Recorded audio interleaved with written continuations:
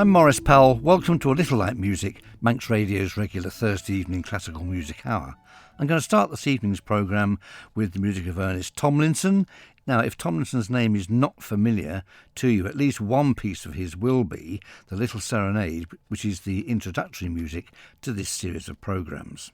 This is the Alla Marcia from his Silverthorn suite, written in the 1950s when Tomlinson and his family were living in Chinkford in Essex, right on the edge of the Epping Forest, and the local telephone exchange was called Silverthorn. So here's the opening little march, perky, high-spirited, like so much of Ernest Tomlinson's music.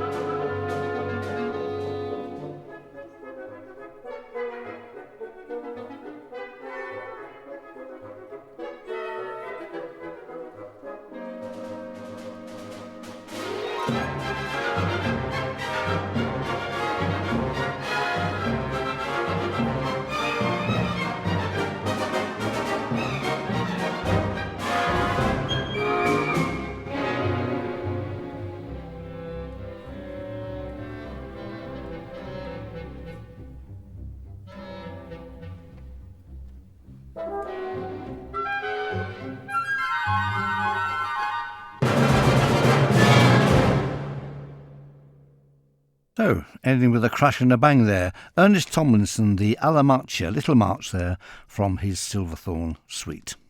We might return to Tomlinson's music a little later if we have time. Let's move on now to Robert Farnon, very much a contemporary of Ernest Tomlinson. This is a piece called Melody Fair. I've probably played this piece before, but not recently, and it's great fun. It was originally part of the film music Farnon wrote for a film called Paper Orchid, which I confess I've never seen, 1949.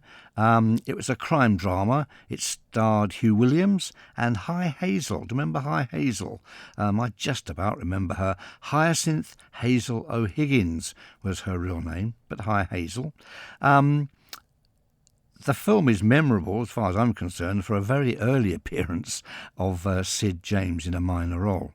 The music from Melody Fair was later used as sort of an independent life, but was later used by the BBC TV for an arts programme called Contrasts, which ran in the late 60s and featured such great musicians as Yehudi Menuhin and so forth. So, that's the end of that. Robert Farnon, Melody Fair.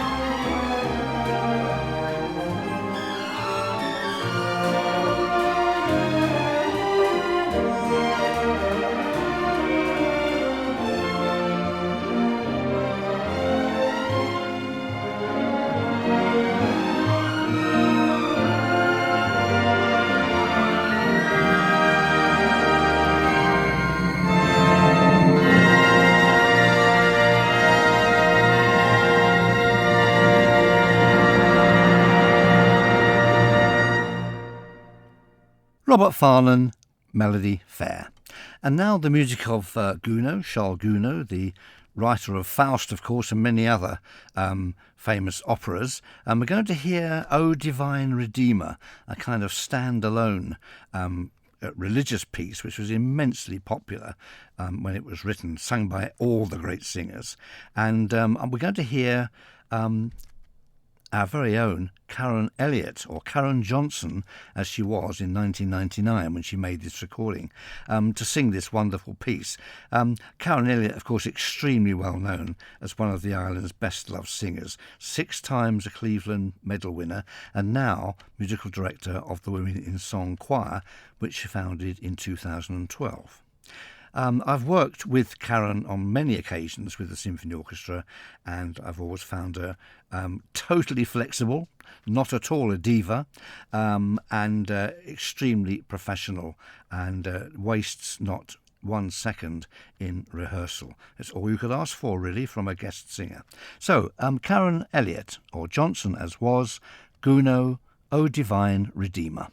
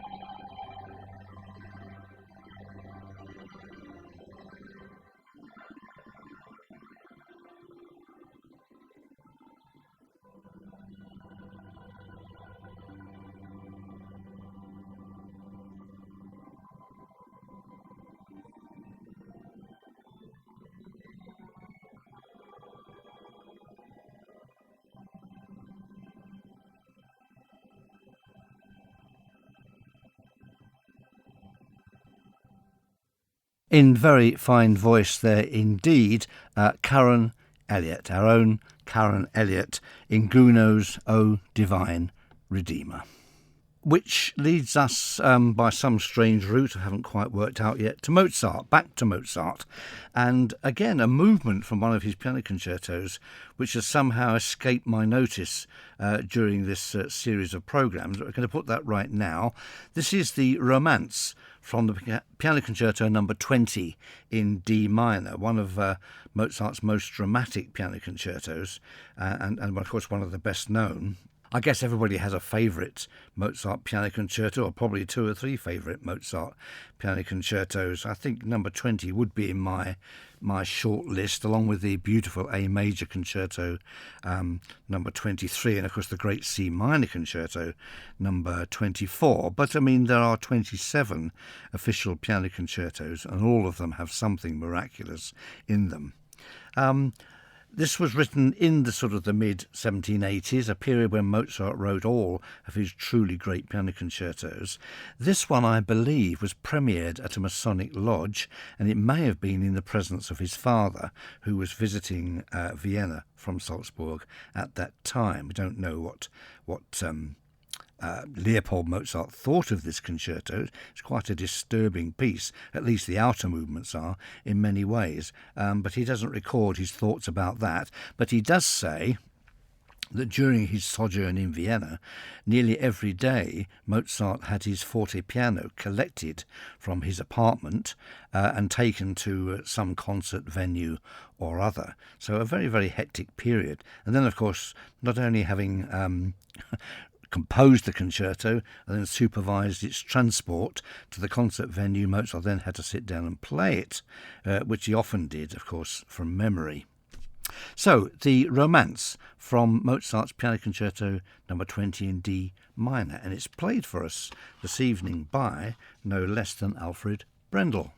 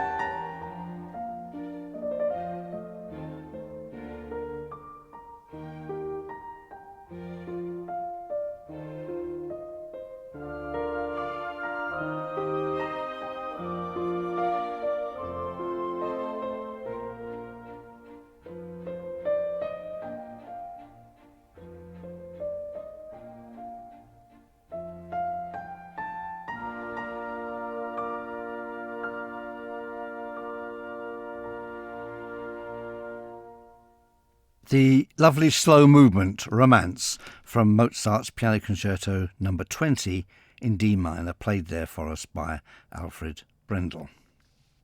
Now, we have some Schubert coming up a little later in the programme, but I think we need a little bit of a break from the more serious pieces, however beautiful they are.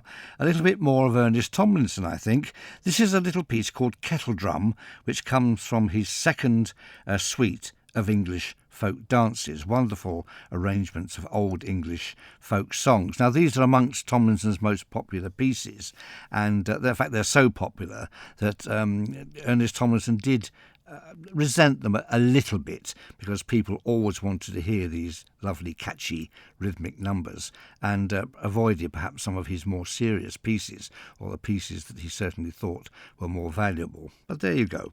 Lots of composers have written pieces which turn out to be awfully popular and sort of overshadow everything else they wrote. Boccherini's Minuet, for example, Mozart's Eine kleine Nachtmusik, Elgar's Pomp and Circumstance Dance No. 1, almost anything by Tchaikovsky, but there we go.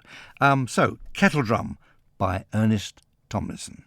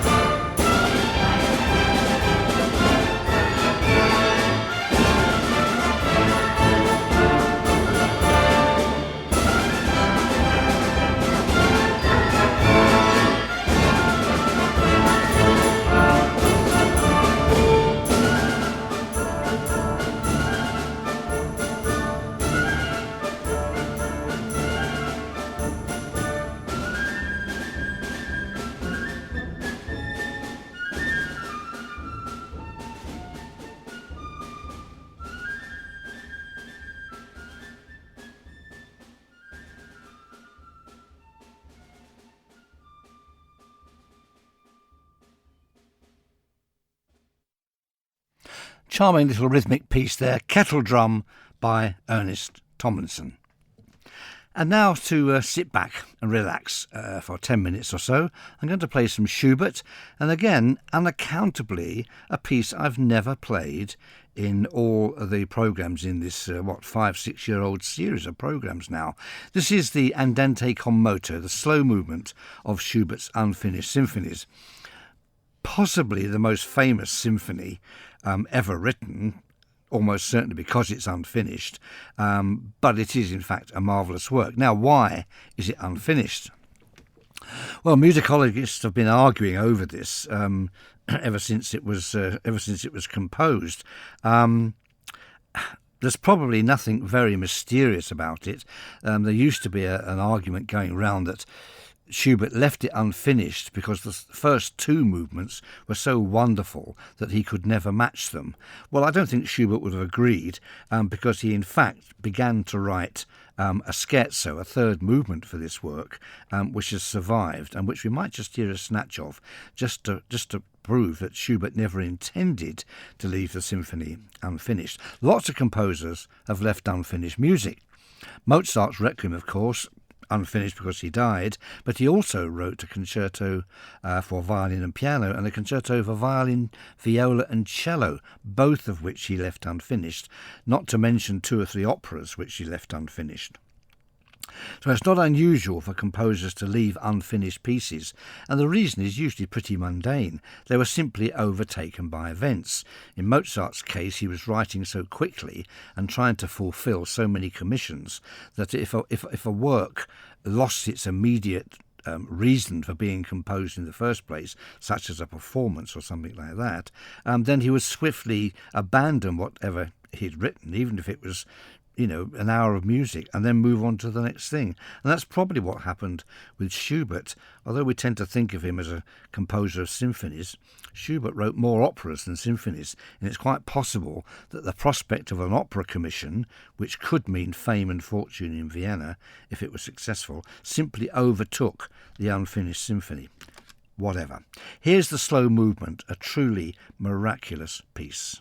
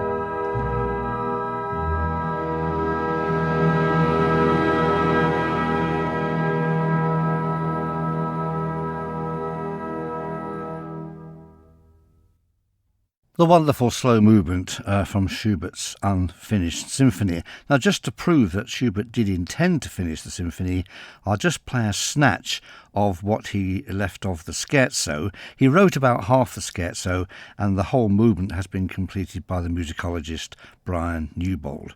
But here's a snatch of what perhaps might have been.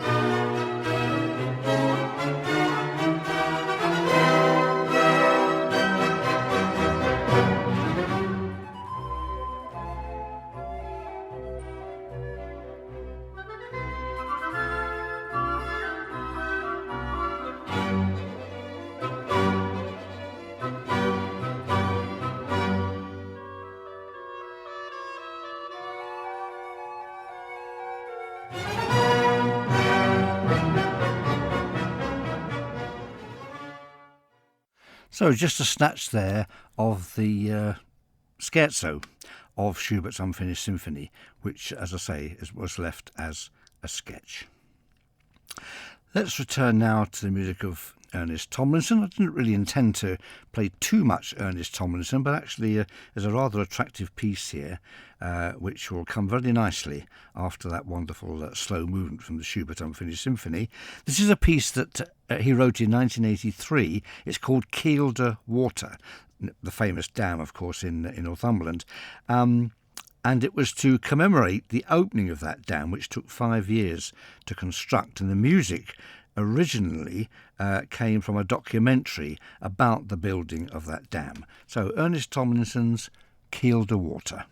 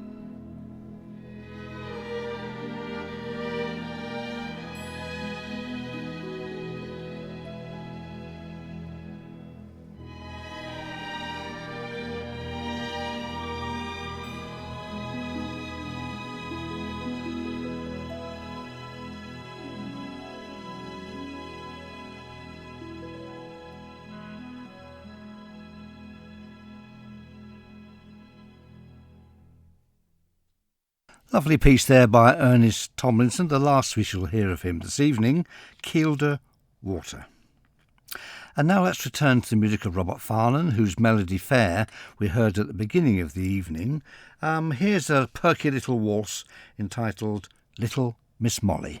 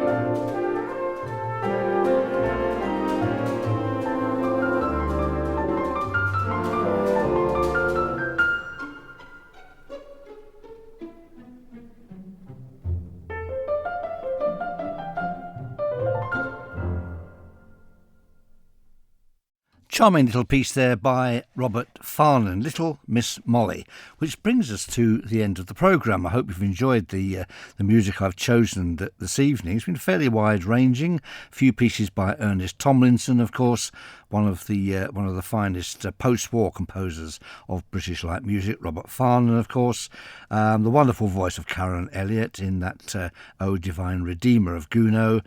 Mozart, of course, Schubert. What can one say about Mozart and Schubert that hasn't been said many times before?